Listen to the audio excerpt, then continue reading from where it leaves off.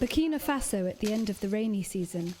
As in all regions of the Sahel, farmers, men and women work continuously throughout this period. They will be dependent on what they reap now for the rest of the year.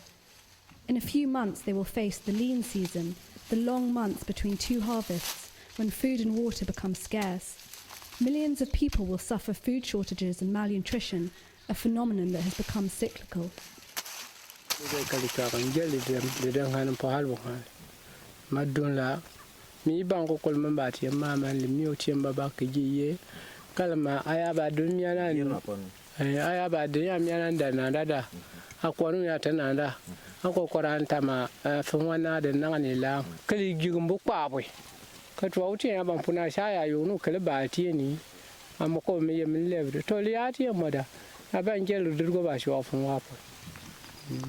Whether the harvest is good or bad, poor families will have a tough time filling their granaries and supporting themselves throughout the year, and market prices are often too high.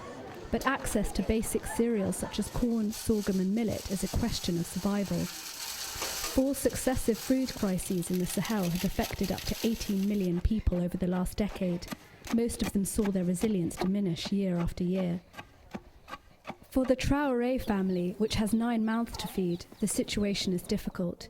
Over the last few years, 2 of their children died of malnutrition and disease. In the Sahel, 1 in 5 children dies before the age of 5, half of them as a result of malnutrition.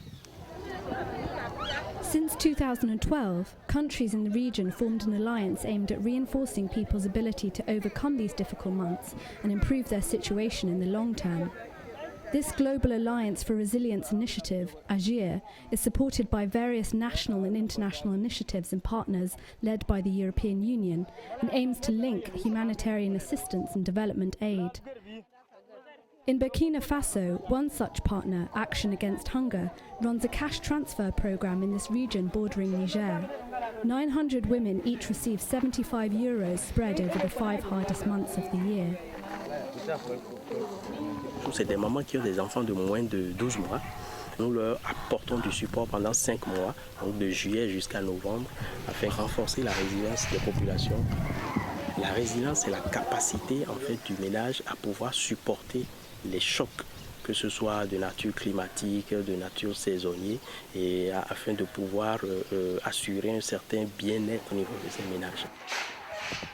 In Burkina Faso, 28,000 households were targeted to receive cash transfers financed by the EU. They are among the poorest families who have a limited capacity to produce food, limited access to markets, and also to land.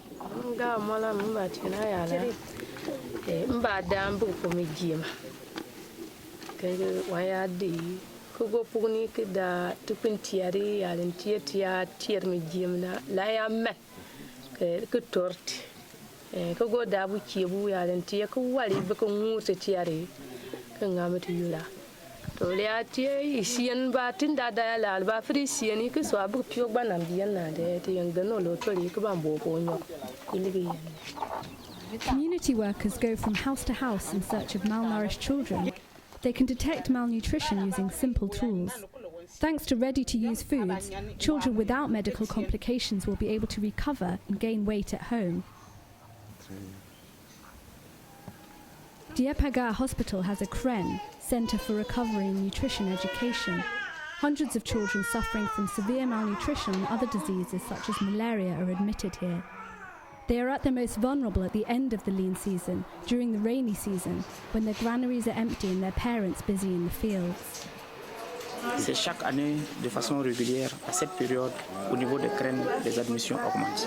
La raison, c'est la difficulté que les familles présentent à s'autosuffire sur le plan alimentaire. Ces périodes, les enfants ont souffert beaucoup de plusieurs maladies et présentent beaucoup de complications. Donc il faut qu'à tous les niveaux, la malnutrition soit considérée comme un gros problème de santé publique. Et les solutions ne doivent pas venir seulement des ONG, il faut que les solutions viennent de partout. Agir wants to establish a link between humanitarian and development aid in order to find sustainable solutions. Lowland development and community gardens allow for an increase of agricultural production and a more varied diet. Vegetable sales will help to integrate the poorest families in the production cycle. Some of the cereals are bought by this small company and turned into flour that is enriched with multivitamins, efficient for tackling child malnutrition. This flour processing unit employs close to 10 people. The flour is sold at the nearby market, which stimulates the local economy. A pilot project was launched in 5 of the 63 Burkinabe regions. A prescription system allows for the control of medical expenses, which are subsidized by the European Union. Ça permet aux mamans de ne plus avoir peur d'aller au centre de santé et ceci améliore de manière exceptionnelle la santé des populations. On essaye de mettre en place au Sahel et au Burkina Faso la levée de la barrière financière avec la subvention des soins pour les enfants de moins de 5 ans. L'aide humanitaire a ses limites, sauver des vies, assumer quelques activités de prévention. Il faut maintenant qu'on aille beaucoup plus loin et qu'on permette aux bailleurs de fonds de développement, au gouvernement de s'insérer dans des politiques plus long terme pour sortir ces gens de cette grande pauvreté et faire en sorte que petit à petit, en construisant leur résilience, on puisse les réinsérer dans le circuit productif. Aujourd'hui, il s'agit de passer à l'action. Les bonnes pratiques que nous avons pu expérimenter tout au long de l'année, il suffit de les mettre ensemble. Il s'agit de les mettre ensemble dans le programme Agir pour construire des programmes qui s'inscrivent beaucoup plus dans le long terme.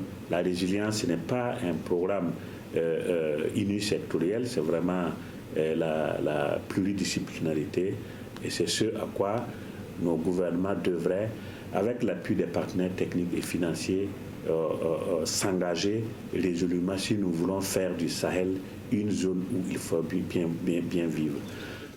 For years, people in the Sahel have been resilient in the face of extreme living and weather conditions, but the recurrent crises of the past decade, together with rapid population growth, have diminished their ability to cope.